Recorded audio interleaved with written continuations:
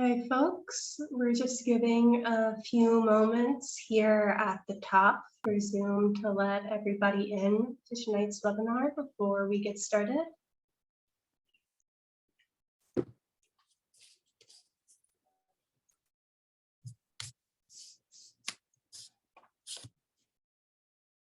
If you are already logged in to tonight's event with us, you can go ahead and open up your chat window and find some information about how to purchase books by tonight's featured authors. And you can also go ahead and comment, say hello.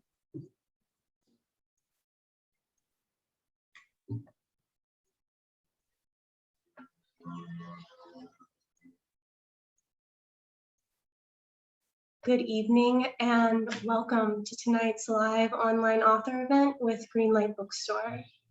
I'm Chelsea from Greenlight, and we're thrilled to host tonight's event with Christopher Sorrentino launching his new book, Now Beacon, Now See, a son's memoir. We'll be talking with Sam Lipsyte, so you're in for an excellent time. Before we start, I just want to say a huge thanks to Christopher, Sam, and the team at Catapult for making this happen, and to all of you for showing up tonight. Though we're not able to host events in our store spaces, our community of authors and readers is still here. We're grateful for your support and for the chance to make space for conversation and connection. Now, just a couple of housekeeping things. In our Zoom webinar tonight, you can see and hear the speakers, but they cannot see or hear you. They can see that you're here though, and there are a couple of different ways you can interact with the authors and with each other throughout tonight's event, which we highly encourage. The first is the chat, which you can find by clicking on the icon that looks like one speech balloon. You're welcome to post your comments and thoughts in the chat. That's a great way to show your appreciation for the author and interact with fellow attendees. If you have a specific question you'd like to have answered by the author, please post that question in the Q&A module. You can find it by clicking on the icon that looks like two speech balloons. We'll be pulling questions only from the Q&A to be answered in the later part of the program. And importantly, tonight's featured book, Now Beacon, Now See, is available for sale from Greenlight Bookstore. You can shop in person in our bookstore locations every day of the week, 10 a.m. to 7 p.m. at Fulton Street and noon to 7 p.m. at our Flatbush Ave location. And you can purchase Christopher's book and many others on site. Or order online at greenlightbookstore.com for a quick pickup at the store or for shipping anywhere in the US. I'll drop that buy link in the chat. If you care about supporting the careers of authors and the ongoing existence of independent bookstores, buying tonight's featured book is a great way to show your support. Our interviewer tonight is Sam Lipsyte. Sam's most recent book is Hark. He is also the author of The Ask, Homeland, which was a New York Times notable book for 2005 and winner of the Believer Book Award, and several others. His fiction has appeared in The Quarterly, The New Yorker, The Paris Review, Noon, Tin House, and N+1, among others. His essays and reviews have appeared in the New York Times Book Review, Book Forum, Esquire, GQ, and the Washington Post Book World. He was a 2008 Guggenheim Fellow.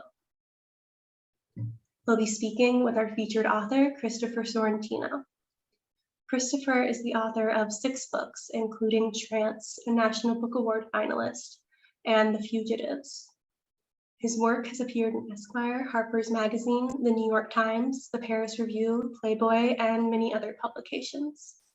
He has taught at Columbia University, New York University, the New School, and Fairleigh Dickinson University. Christopher's new book, Now Beacon, Now See, is a defining account of what it means to love and lose a difficult parent. In examining the mystery of his mother's life, Sorrentino excavates his own memories and family folklore in an effort to discover her dreams, understand her disappointments, and peel back the ways in which she seemed forever trapped between two identities, while also experiencing his own transformation. Shelf Awareness calls this debut memoir sagacious and heartbreaking, and reviewers draw comparisons to Joan Didion, Philip Roth, and Vivian Gornick, among others. Christopher is going to start us off with a reading from the book, and then he'll be talking to Sam and with all of you. Christopher, please take it away. Thanks very much, Chelsea. And good evening, everybody. Thank you for coming, and thank you to Greenlight for being our hosts this evening. And thank you especially, I think, to Sam for agreeing to be my conversation partner.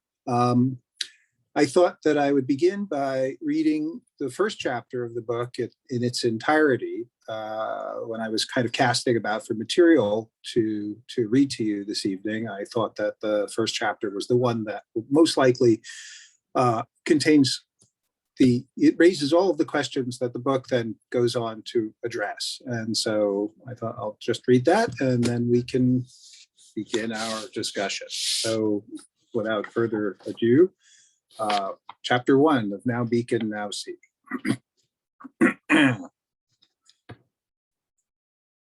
I spoke to my mother for the last time on May 27th, 2017. Sometime within the next few days, she died. I found her on June 15th.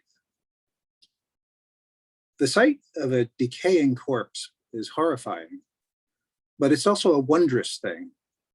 My mother's body lay on its back on her bed, one leg crooked at the knee, identical to the position in which I usually fall asleep.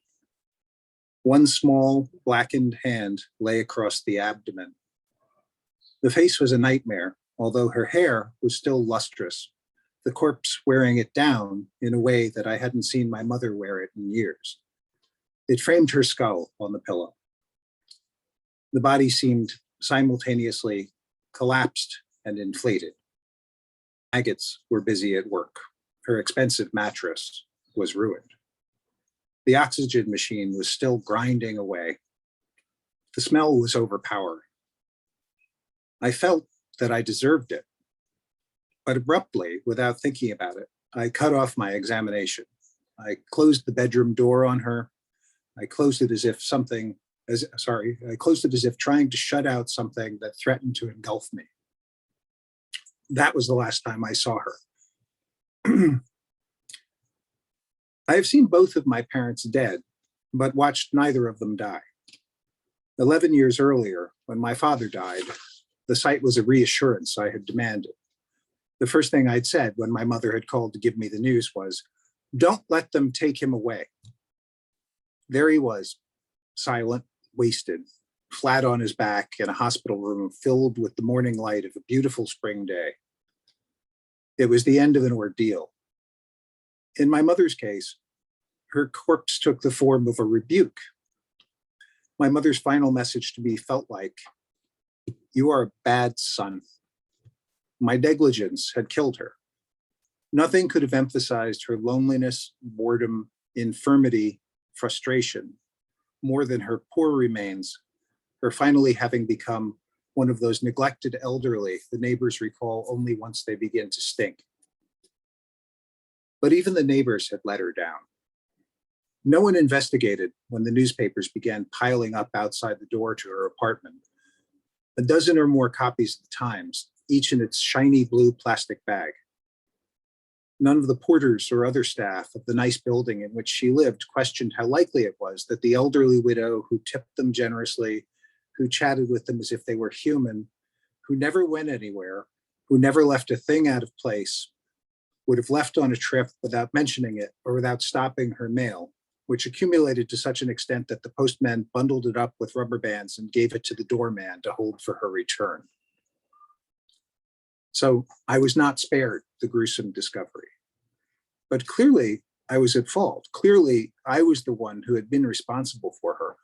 So I was also responsible for her final journey through the freshly papered and carpeted corridors of her nice building, her arrival at the morgue, and the deplorable condition in which I'd found her.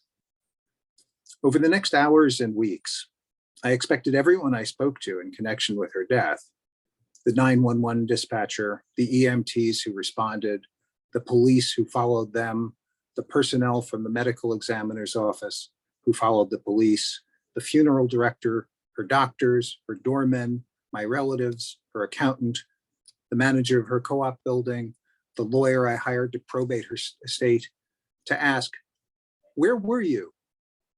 Why didn't you call more often? What kind of a son are you? And that's chapter 1. Thank you, Chris. I'm glad you read that chapter. I was hoping you would read that chapter. Didn't get any farther? That's about as far as I got. In fact, it's really such a beautiful book, Chris. It's really so powerful. But the reason I'm glad you read that chapter is because I think it's true that everything is in there. And the rest of the book is this kind of beautiful, horrific, sometimes funny, very profound and very moving, teasing out of everything that's embedded in those 2.5 pages. So that's why I'm glad you read it. And also, I just want to, reiterate how powerful the whole work is. And before we get to what kind of son you are,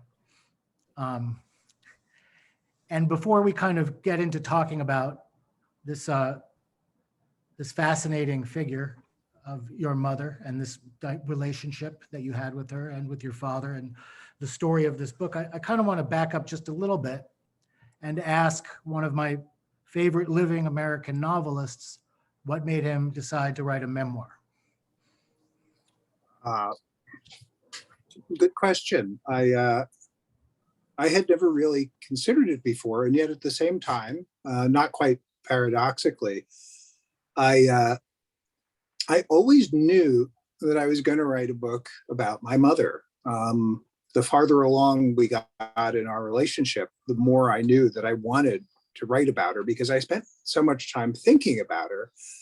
Those who've already read the book will know that, and those who already know me will know that I spent a lot of time being estranged from my mother in the last decade or so of her life.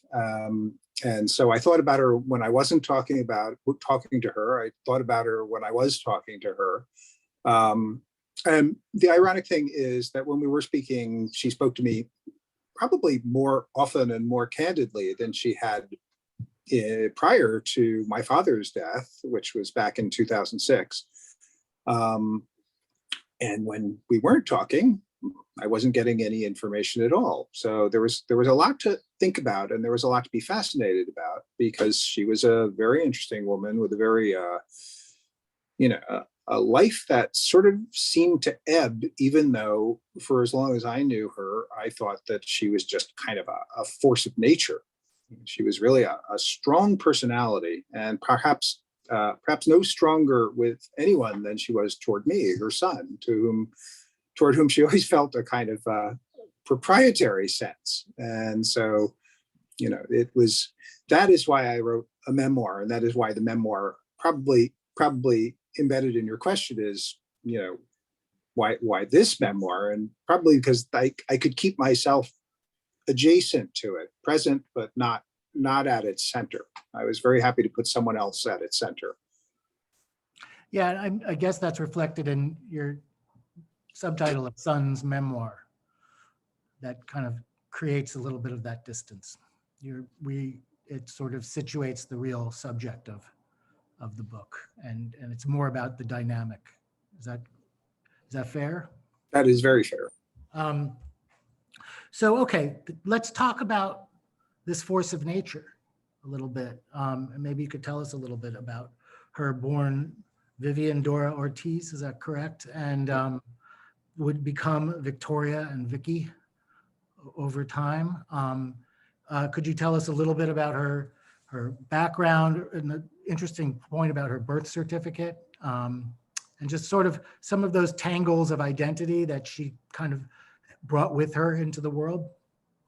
Well, keeping it strictly within the family and not addressing any of the larger, sociological and racial issues that are undergirding all of this strangeness. When my mother was born in 1937 at Bellevue Hospital, the whoever it was who had filled out her New York City Department of Health birth certificate put down her race as Black.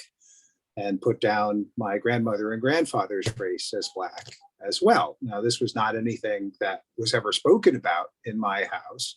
I discovered it one day when I was nosing around through some papers at the age of about maybe 10, and found her birth certificate and said, "Mom, what is this?" And she said, what she said, and I relate this in the book, was only this. She said, "Do not ever mention that to your grandmother. It's the shame of her life." And so I never did mention it to my grandmother, and I'm not entirely sure that I ever raised it with my mother again either, although I have distinct memory of my mother telling me in no uncertain terms that we were not Black people. And, you know, in both a cultural and in a genetic sense, that's absolutely true. So I suspect that part of the tangle has to do with the fact that there was this, what was perceived by my mother's family, certainly be kind of a stigma attached to her official birth record.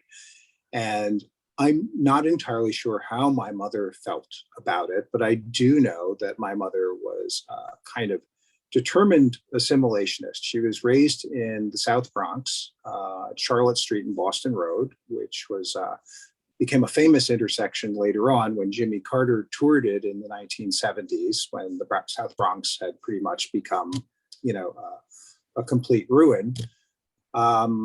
And as soon as she could, she found herself living amid the world of Manhattan. And then as soon as she could after that, living in Manhattan itself, at which point she had changed her name unofficially from Vivian to Vicky, which I guess struck her as being more cosmopolitan, and was living in first the West Village, then the East Village, and distancing herself pretty much both geographically and culturally from the upbringing that I guess in the late 1930s would have seemed to have been cast in stone for her. The fate that I think she was worried about not being able to escape. And she was from a family on both sides from Puerto Rico, correct? I left that part out. Yes, thank you.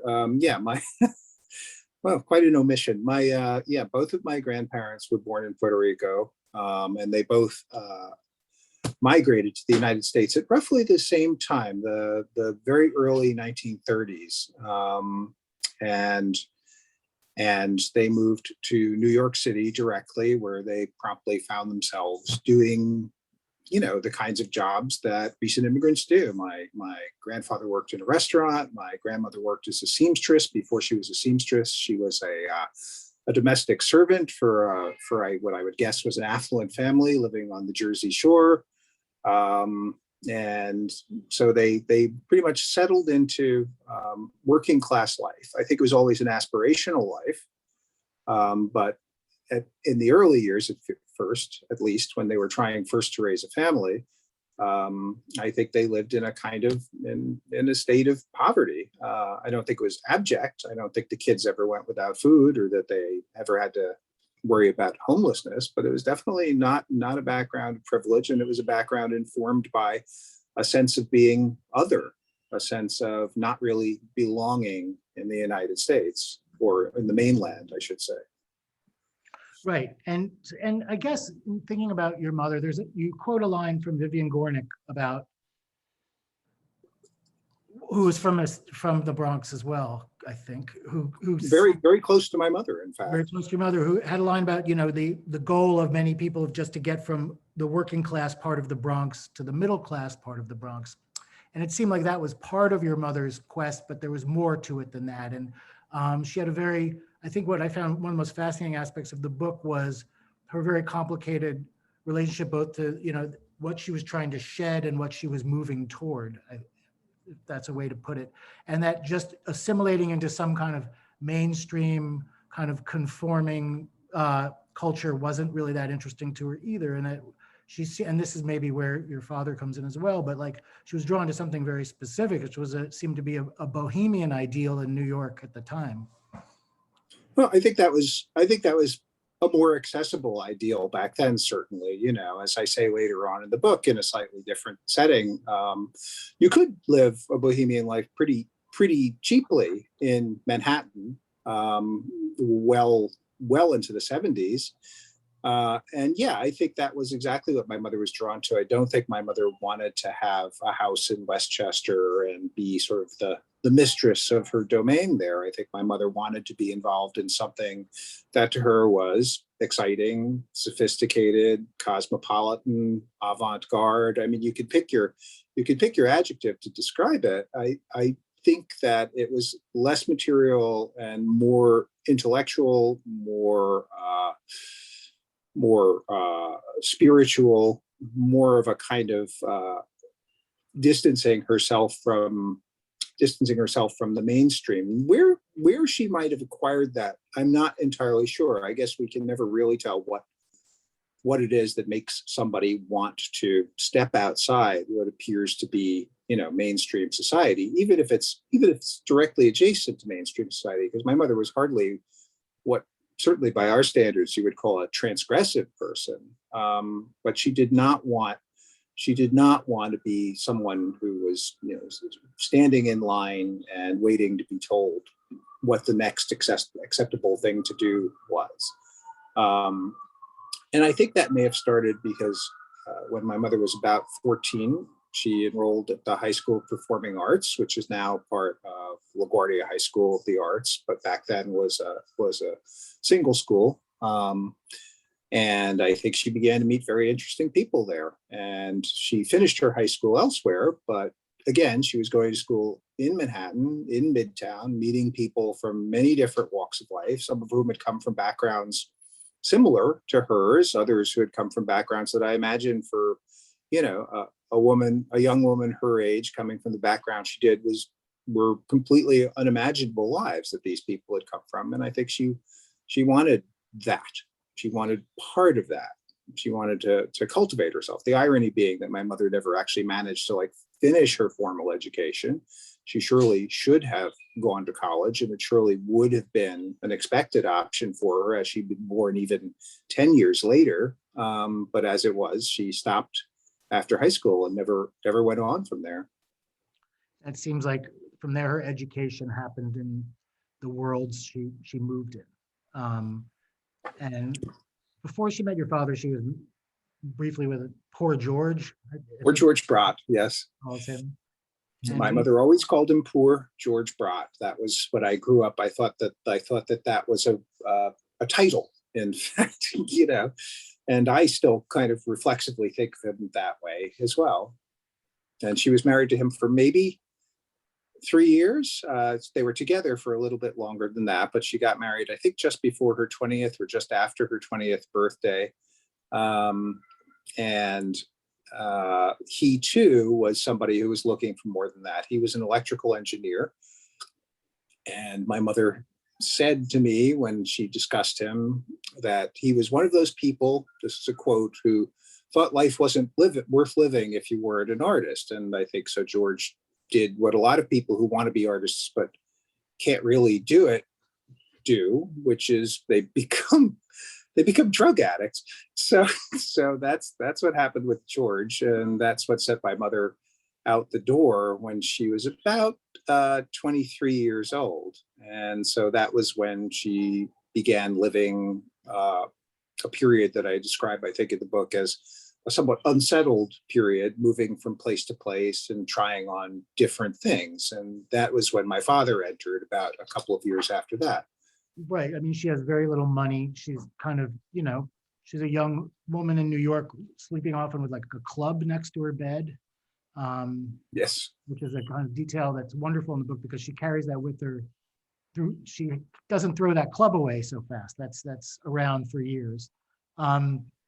But at some point, she's at the Cedar Tavern and a man starts sending her drinks, right?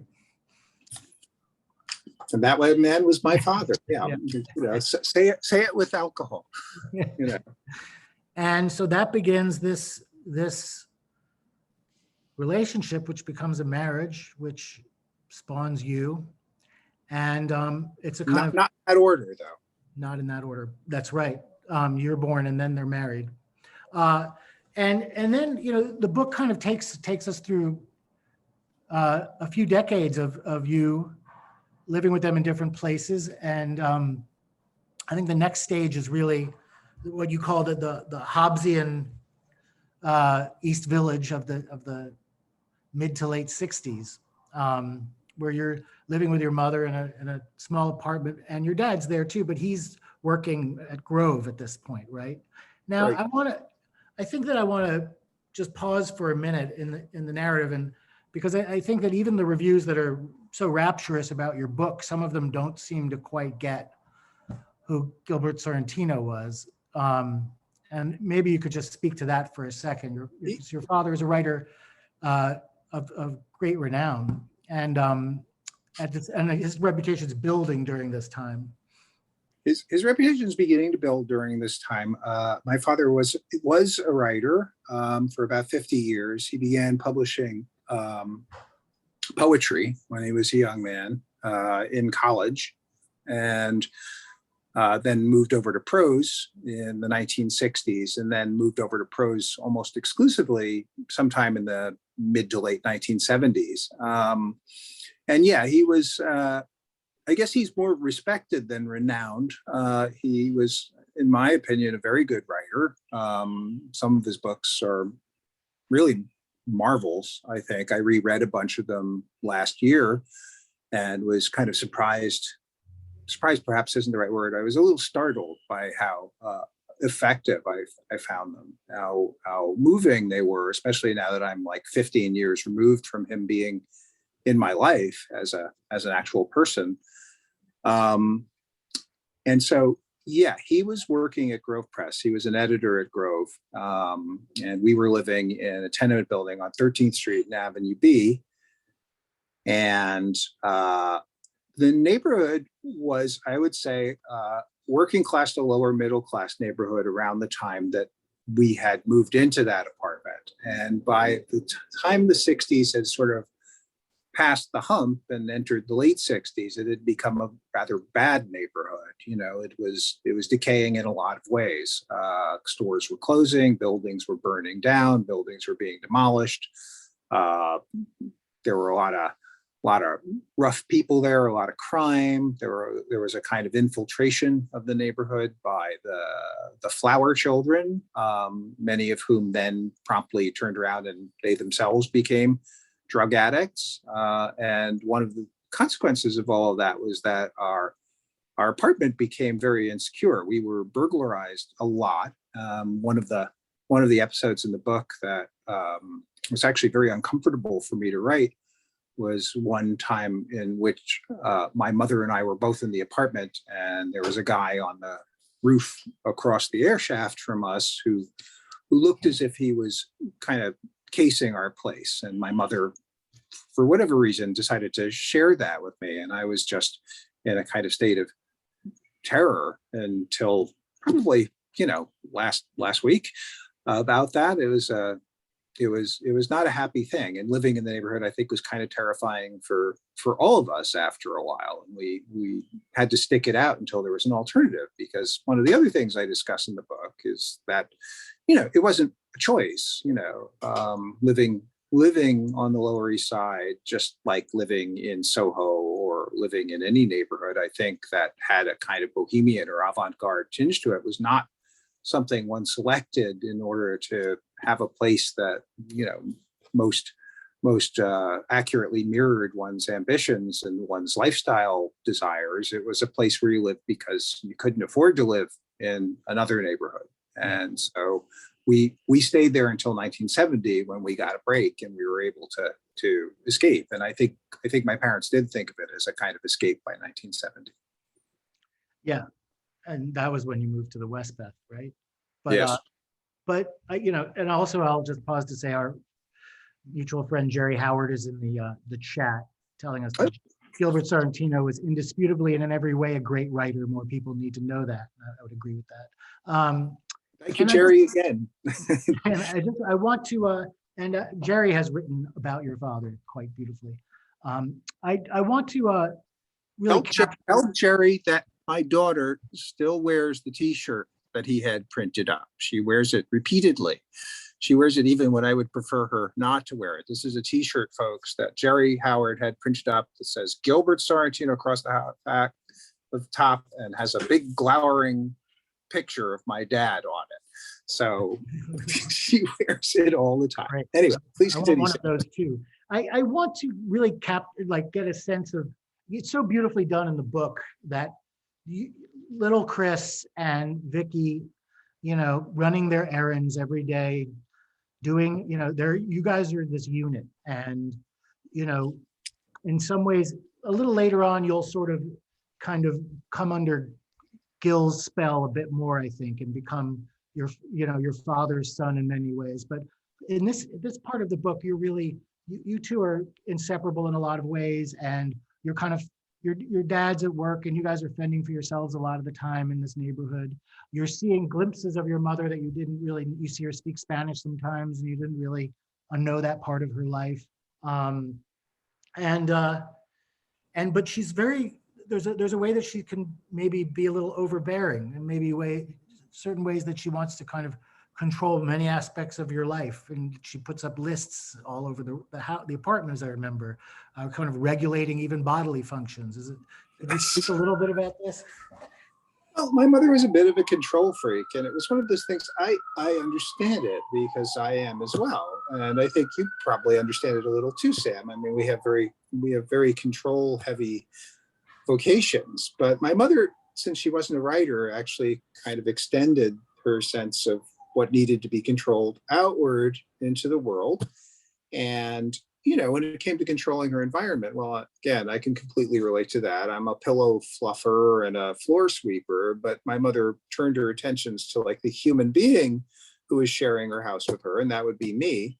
I think my father was probably a little more recalcitrant when it came to absorbing and living her lessons, but I was quite happy to do it when I was 2, 3, 4, 5, 6 years old. But then, you cross that Rubicon where you suddenly realize that you and your mother are not indivisible, and you suddenly begin becoming attracted to what it is that your peers are demanding of you rather than what it is that your parents are demanding of you. And as soon as that started happening, my mother and I entered slightly rougher territory. And that was pretty much the state of our relationship until I left the house when I was about 20 years old. Yes, and I mean that's a fascinating part of the story, is that very painful separation that goes on for years in a way, and then there's you leave and you come back at a certain point, and then you leave again.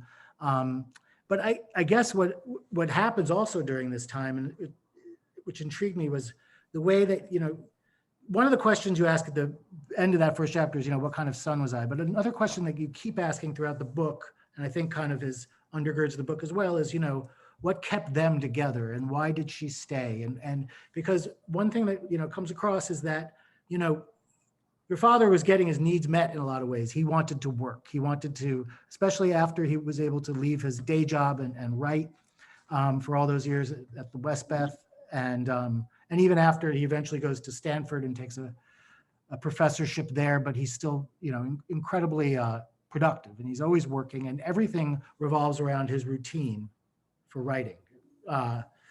He does everything the same way every day, gets up, writes at the same time, eats lunch, writes, doesn't want to take vacations, doesn't want anything to disrupt the routine. And the routine is essential. Now, your mom is sort of trapped in his routine in some ways, but it becomes her routine as well. Yet she seems to resent it. And then there's a kind of bitterness that seems to grow over the years and that you become very aware of. And so it's that question that keeps coming up, if it was so horrible, why did she stay? If it was, if she felt so thwarted in her own desires, why did she stay? And maybe some of the questions are, well, were her desires? And even when she's alive, you're asking, what does she want? And it's kind of, at the same time, you're trying to figure out what you want. And this is the part of you that's in the story. You're on this, trajectory, trying to figure out what it is you desire. And then there's this kind of judgment that she has of you as you sort of break free in ways that she doesn't. Is that? Yeah, I think that's exactly it. I mean, the book is, in a lot of ways, I was writing a lot about my mother as being perhaps exemplary isn't the right word, but certainly representative of the fix that I think a lot of women in the post-war years found themselves in. They were living lives in which they were acutely aware that there was another life or another kind of life that was adjacent to or beyond what it was they were living. And because of the choices that they've made, or alternatively, because of the choices that had been more or less foisted upon them, they found themselves unable to access that life. And I think my mother was, a pretty clear example of that. She was a very intelligent woman. She was a very talented woman. She was a very assertive woman. She was a very articulate woman. And yet she was cast in this role that I think, as far as my father was concerned, was a natural role for her, just as the role he assumed was a natural role for him. And I don't think she could see a way out of it. I mean, I kind of retrospectively kind of come up with some ideas for what she might have done in order to escape this. But, talk is cheap. It's hard to go back to school, for example, when you're a person in their 30s or their 40s or beyond that, for that matter. It's difficult to do those things. It's difficult to, make the break. What my mother ended up needing to do, and this is, I suppose, ironic, was she became the breadwinner in our family while my father stayed home and worked. Now, I'm sure there was an arrangement between them that I wasn't privy to, since this happened when I was, 10, 12 years old. But nevertheless, in the end, what happened was my mom had to get up at 7 a.m. and get dressed and put on her makeup and head out the door. And she didn't come home until about 6. And she did this for, $150 a week. And that was what kept us going. And so if she wasn't, cleaning the place and cooking the meals, she was earning the money and cleaning the place and cooking the meals. Now, how this might have played out in a different way, I'm not entirely sure, because I'm so used to looking at it from our perspective, as a person who married and lived with somebody during the 90s and the 2000s, et cetera. What is available to people, at least people of a certain background and class, is very different from what was available to my mother. So why they stayed together, which was your original question, is I think there are a lot of reasons. I think she did love him, and I think he did love her. I think they connected in a lot of ways that were deep and deeply private at the same time. So I wouldn't be privy to those connections, but you could see them.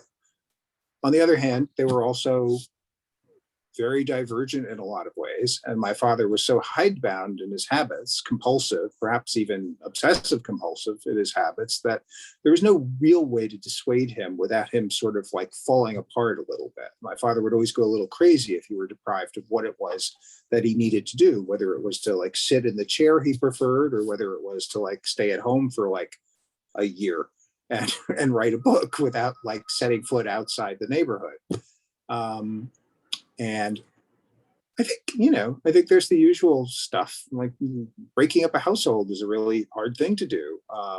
And setting up a new household is a really hard thing to do. And you don't know that it's going to work out. And, back then too, as many of the people in our audience tonight probably recall, there was no 50-50 split of custody. My mother would have had me for 26 days a month, and my father would have had me every other weekend. So what was she supposed to do with that? So I think that's kind of scratching the surface of why they stayed together. But certainly, it was more complicated than just a kind of surrender to the circumstances. No, I think that's, you capture that complexity wonderfully in the book. Absolutely. And just that aspect of it really resonated with me. The idea that a woman in America at that time it wasn't just, oh, you mentioned being a housewife in Westchester or something. That's not necessarily the only prison. You could be right beside the thing that you want to be a part of and still not be granted access, and so that you could be that close to it and yet still not be let in a way that I think that you got to in a very forceful way in the book. So I think that it's a very balanced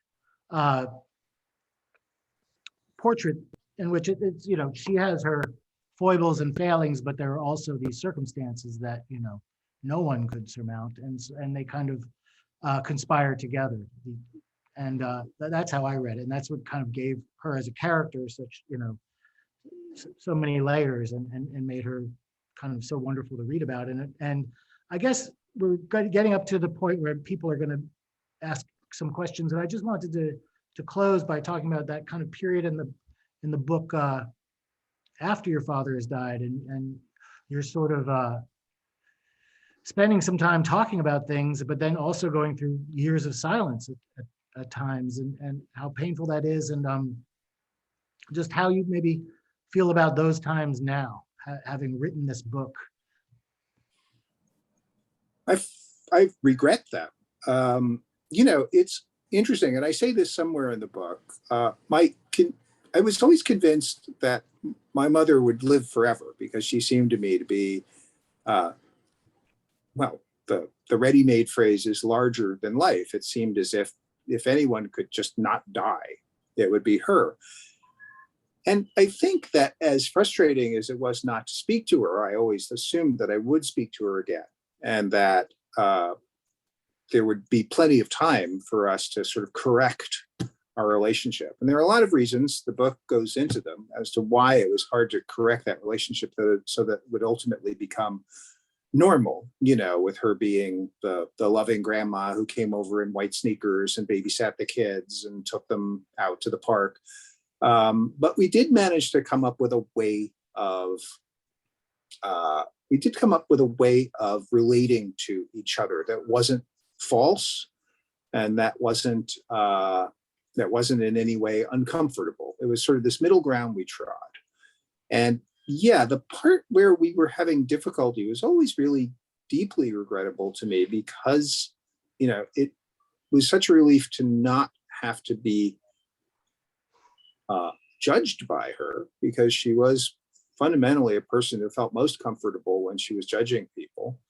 But at the same time, not having access to her. I mean, I don't need to tell anybody who's here tonight that, your mother is a seminal person in your life, and they certainly know a lot about you that even the closest people who you meet as a young person or as an adult are not going to know.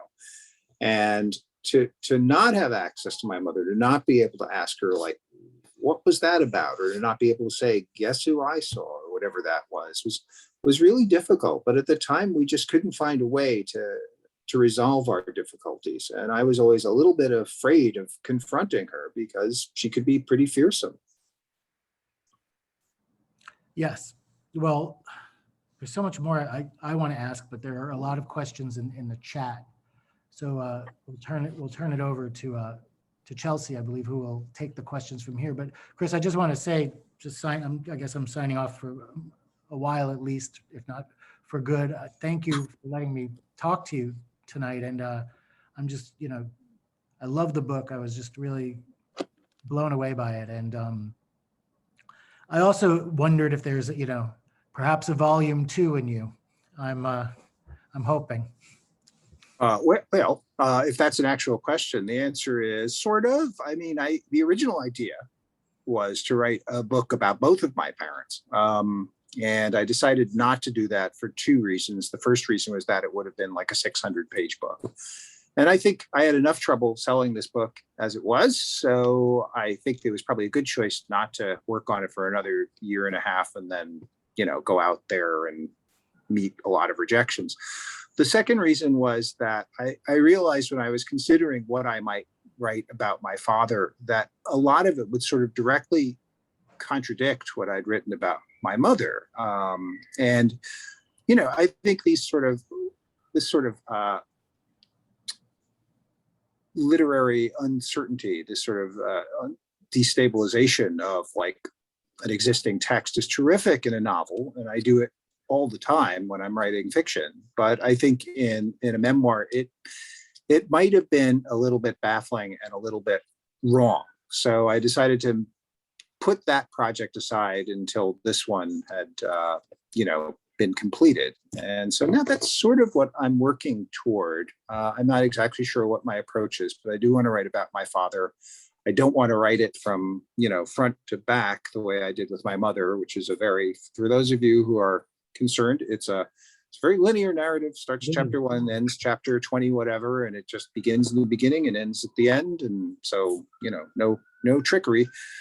But the next one will probably have some tricks in it. And so that's what you can look forward to, Sam, and the rest of you people can go back to not buying. Sounds great to me. Thanks. Let's see, we have a question here from Diane that goes off of Sam's excellent last question. How do you correct that relationship with your mother now in imaginary ways? And are there certain things you've decided you like about her now and want to interact with? And Marlena similarly asks if your feelings towards your mother have changed at all after writing the book. Well, I think to answer the second question first, I don't know if my feelings toward my mother have changed. I think that my sense of those feelings has clarified a lot.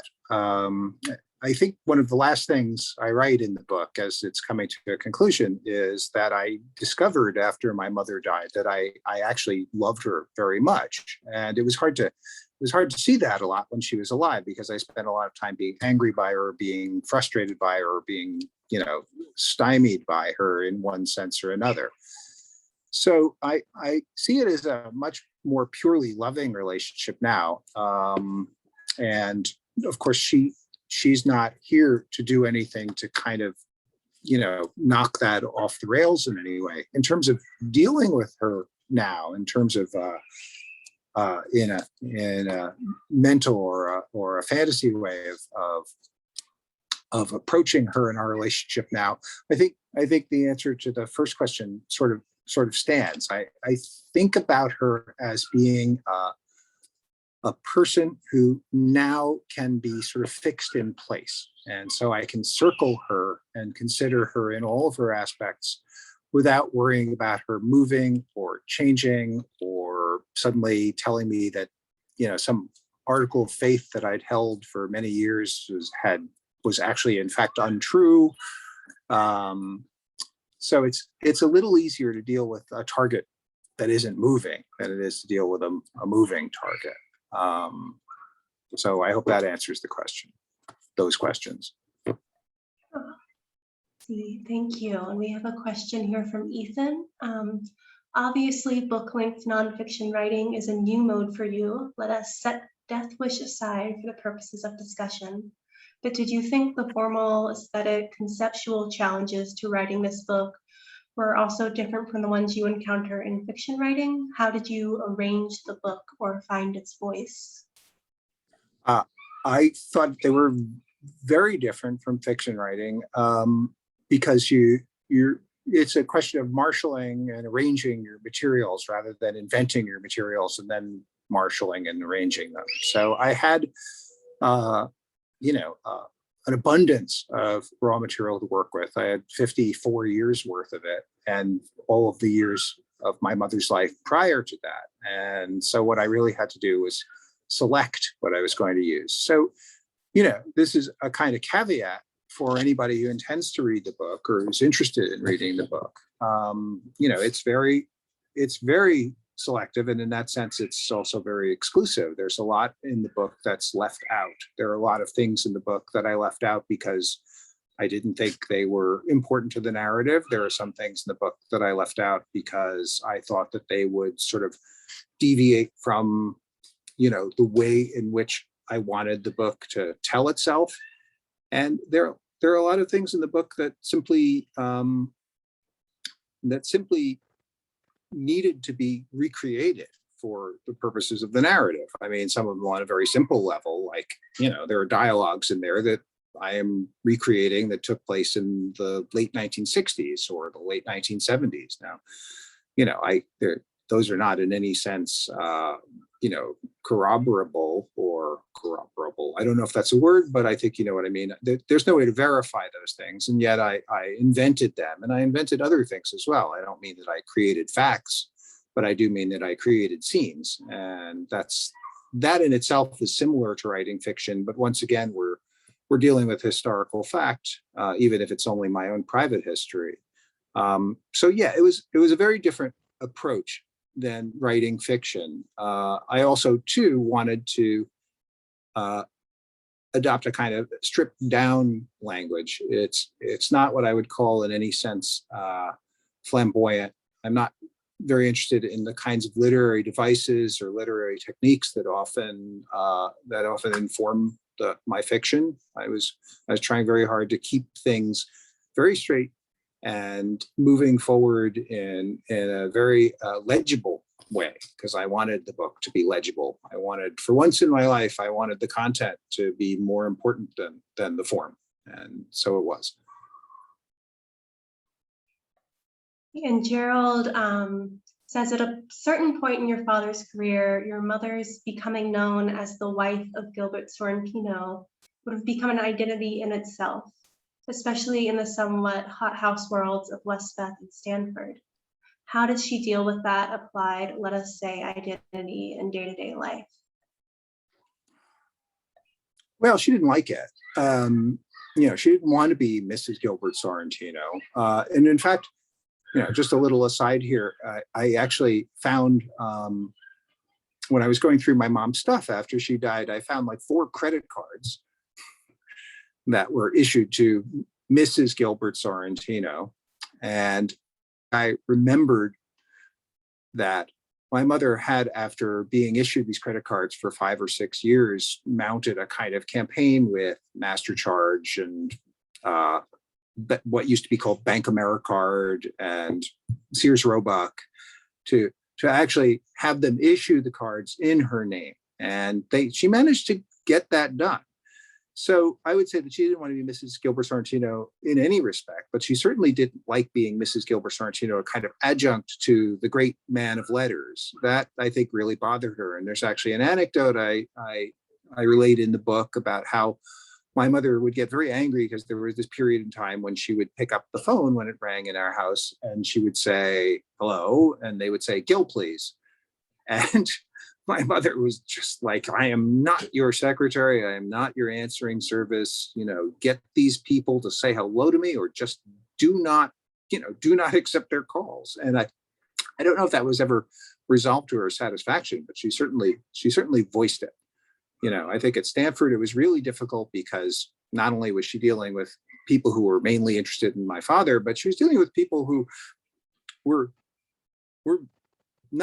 suspicious of my father to begin with, because my father wasn't an academic. My father was just a guy who got hired to be an English professor without a PhD, without, in fact, even a bachelor's degree. And so there he is hanging around these renowned scholars out in Palo Alto, and they think that he's kind of, this odd duck, this outside man who got lucky, and they think of her as being something less than that. So I think she just sort of washed her hands of Palo Alto and Stanford as soon as she got the lay of the land and realized how it was going to be.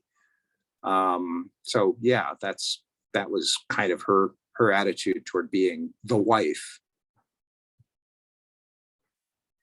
And John says here, as I finished the book, I found myself thinking, this is almost Oedipal. I mean that seriously and as praise. It's nothing like Gilbert Sorrentino would write.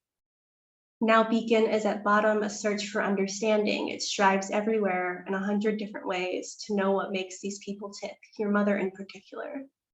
The Gilbert Sorrentino construct, however, isn't about understanding or psychology. Something like aberration doesn't leave any of its people any wiser. Gilbert Sorrentino was about exposing human folly, if in fascinating, even beautiful ways. Christopher Sorrentino and his memoir is about making sense of the folly, at least insofar as he can. And the result certainly is also fascinating and beautiful.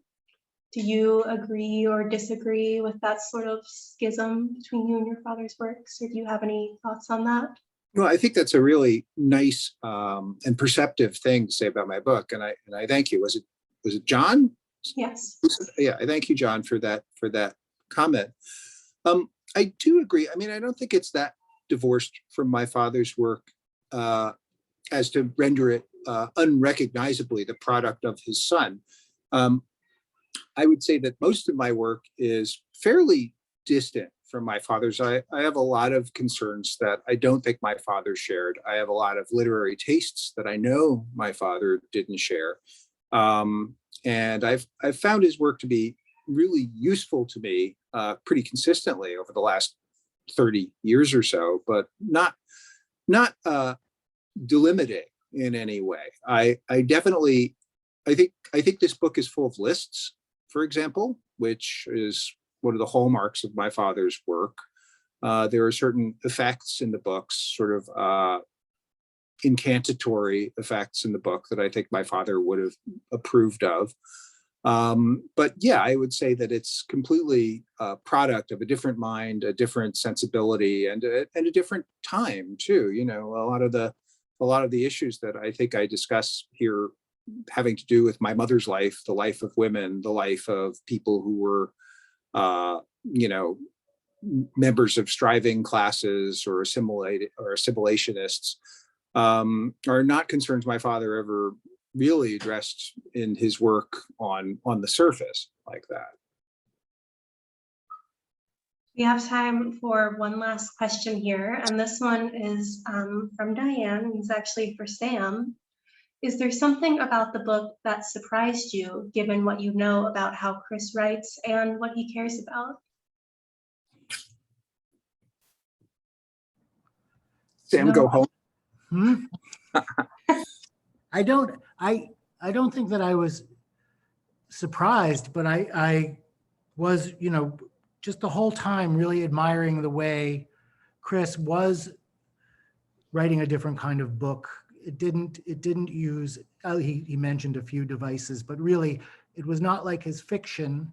It was more stripped down, yet it still was Chris. And it was his voice, and his sensibility was shot through the whole thing with such radiance. There's a sentence really struck me, was I thought it was very funny and apt and smart and self-aware, and also very kind of had Chris's voice so is beautifully there.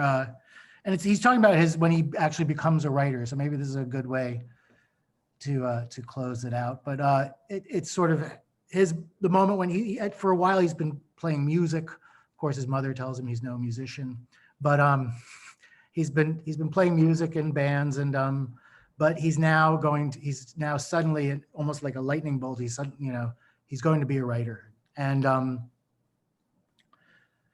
he's with someone, he's living with someone he calls Kay in the book. I should probably have just broken up with Kay and gone into a different line of work. Advertising, say. The world would be down one novelist, and I would have found my way to a secure and satisfying life. But blood tells. The decision to become a writer had arrived after a vague and groping period of unfocused dissatisfaction, not like a calling, but as if I'd been activated by a post-hypnotic trigger to do some undreamt of harm. And to me, that is so kind of funny and moving at the same time, and such a great description of what sometimes it can feel like.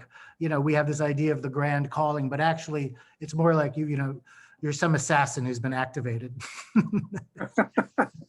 And of course, the hit job, if you're a writer, will always be on your parents. So that Eventually. Well, what was the Czesław Miłosz quote that Roth was always fond of? Oh yes, when a writer is born into a family, that is the end of that family. Yeah. But that already happened with your father, so it's this kind of continual destruction. Yeah, I can't wait to see what my kids come up with. Right. All right. Yes, I love that as our ending note. Thank you so much, Christopher and Sam, for tonight's wonderful conversation. And thank all of you for sharing the space for conversation connection with us. A reminder that you can buy the book through Greenlight Bookstore if you don't already have it. If you open up your chat window, I have copied that book buy link into there. You can shop online at greenlightbookstore.com for shipping anywhere in the US, or if you're local here to us in Brooklyn, you can shop online for in-store pickup or visit us in person 10 a.m. to 7 p.m. daily at Fort Greene on Fulton Street, or noon to 7 p.m. daily on Flatbush Ave. Thank you all so much once again for a wonderful event, and have a great rest of your night. Thank you, Chelsea, and thank you, Sam, and thank you, Greenlight, and thank you, audience.